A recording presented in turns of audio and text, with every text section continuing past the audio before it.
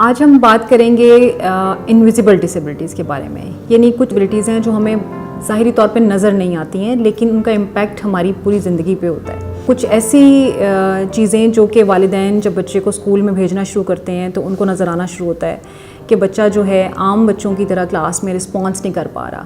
Parents teacher meeting میں parents کے اوپر انکشاف ہوتا ہے. ٹیچر انہیں بتاتا ہے کہ جی بچہ جو ہے میں اس کو لکھنے کے لیے دیتا ہوں تو یہ لکھتا نہیں ہے, میں ان کو یاد کرنے کے لیے دیتا ہوں تو اس کو باقی بچوں کی طرح یاد نہیں ہوتا ہے, یا اس کی توجہ نہیں ہوتی ہے. تو اس طرح کی چیزیں جب پیرنٹس کے سامنے آتی ہیں تو عام طور پہ یہ خیال کیا جاتا ہے کہ بچہ شاید جو ہے وہ توجہ نہیں دے رہا ہے. کوئی ایسا مسئلہ ہو سکتا ہے کہ ٹیچر نے کچھ کہہ دیا ہے, اس کو سمجھ نہیں آ رہی ہے, یا عام طور پر ٹیچرز جو ہیں یہ کہتے ہیں کہ جی یہ تو ڈھیٹ ہو چکا ہے, میں نے اس کو بہت بار کہا ہے. اچھا, بچہ جب یہ مسلسل سنتا ہے ایسی باتیں تو وہ آئسولیشن کا شکار ہو جاتا ہے. یعنی چونکہ اس کو رسپانس نہیں کرنا آتا کہ میں نے کس طرح سے اس ساری چیزوں کو ڈیفینس کرنا ہے, تو آہستہ آہستہ آئسولیٹڈ ہو جاتا ہے. وہ پڑھ بھی نہیں پا رہا ہوتا اور باقی بچوں سے بھی الگ ہونا شروع ہو جاتا ہے. وہ جو نارمل ایکٹیویٹیز ہوتی ہیں کلاس کی, یعنی جو ریسیس ٹائم میں ہوتا ہے یا پلے ٹائم میں ہوتا ہے یا کلاس روم میں رسپانس کرنا ہوتا ہے, ٹیچر کے کسی سوال کا جواب دینا ہوتا ہے, وہ بھی نہیں کر پاتا. یعنی ایک طرف تو اس کے لکھنے پڑھنے میں مسئلہ آ رہا ہوتا ہے اور دوسری طرف جو ہے وہ سائیکولوجیکل ایشوز کا بھی شکار ہو جاتا ہے. ہم عام طور پہ اس کو کوئی اہم مسئلہ نہیں سمجھتے.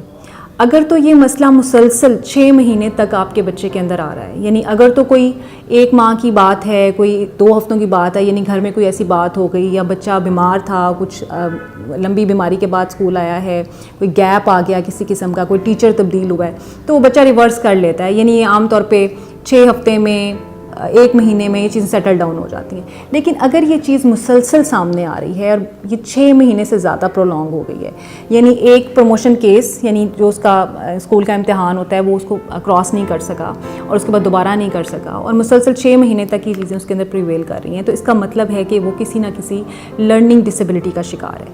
اچھا, ابھی جو لرننگ ڈسیبلٹی ہے یہ باقاعدہ طور پہ ایک ڈسیبلٹی ہے, یعنی ہم اس کو اگنور نہیں کر سکتے ہیں.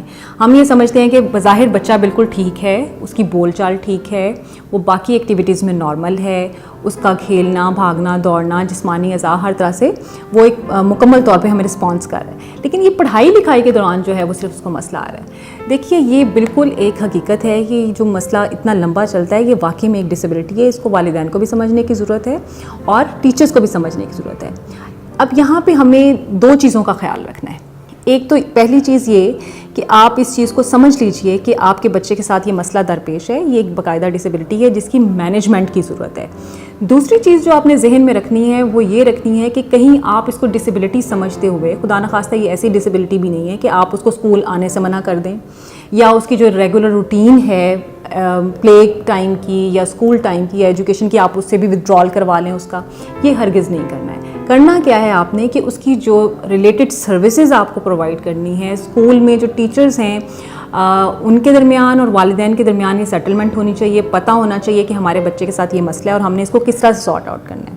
اسکولس کی ذمہ داری یہ ہے یا ٹیچر کی ذمہ داری یہ ہے کہ جو بھی اس کے آلٹرنیٹ پلانز ہو سکتے ہیں, اس کے لیے جو بھی میتھڈز ہو سکتے ہیں اس کی لرننگ کو امپروو کرنے کے, وہ کروائے جائیں. پیرنٹس دیکھیں کیا اس کو ایڈیشنل ٹائم دینے کی ضرورت ہے, اس کو کوئی ایڈیشنل اسسٹنس یا ریمیڈیل سروسز دینے کی ضرورت ہے, وہ دیجیے. یعنی آپ نے اس کو نہ تو آپ کی پڑھائی سے ودرال کروانا ہے اور نہ ہی آپ نے اس کو اتنا لائٹر لینا ہے کہ جی یہ عام بچوں کی طرح پڑھ سکتا ہے. تو اس کا مطلب یہ ہے کہ ہمیں ایک اپروچ کے ساتھ چلنا ہے کہ سب سے پہلے ہمیں اس کو انڈرسٹینڈ کرنا ہے کہ واقعی میں ایک ڈسیبلٹی ہے جس کو کہ لرننگ ڈسیبلٹیز کہا جاتا ہے, اور پھر اس کے ساتھ اس کی مینجمنٹ کی طرف بھی جانا ہے. یہ باتیں پیرنٹس کو خیال رکھنا بہت ضروری ہیں, اسکول کو خیال رکھنا بہت ضروری ہیں, تاکہ بچے کی ایک بیلنسڈ پرسنالٹی جو ہے وہ ڈیولپ ہو سکے. کیونکہ بچہ وہ شاید چیزیں کور کر لے گا لیکن اس کی جو سائیکولوجیکل ہیلتھ ہے وہ بھی خراب ہو جائے گی. تو ہمیں ان چیزوں کو بہت خیال رکھنے کی ضرورت ہے. اگر آپ سمجھتے ہیں کہ اس پہ مزید آپ جاننا چاہتے ہیں, کوئی آپ کے کویسچنس ہیں لرننگ ڈیفیکلٹیز کے حوالے سے, ڈسیبلٹیز کے حوالے سے, کیونکہ اس میں آگے بھی کئی طرح کی شاخیں ہیں, کئی ٹائپس ہیں جن کے اوپر میں آئندہ بات کرتی رہوں گی, اور بھی مختلف ویڈیوز اس پہ آتی رہیں گی. لیکن اگر آپ کسی خاص لرننگ ڈیفیکلٹی کے اوپر بات کرنا چاہتے ہیں, سننا چاہتے ہیں, تو آپ کمنٹ سیکشن میں بتائیے, ہم اس کے اوپر بات کریں.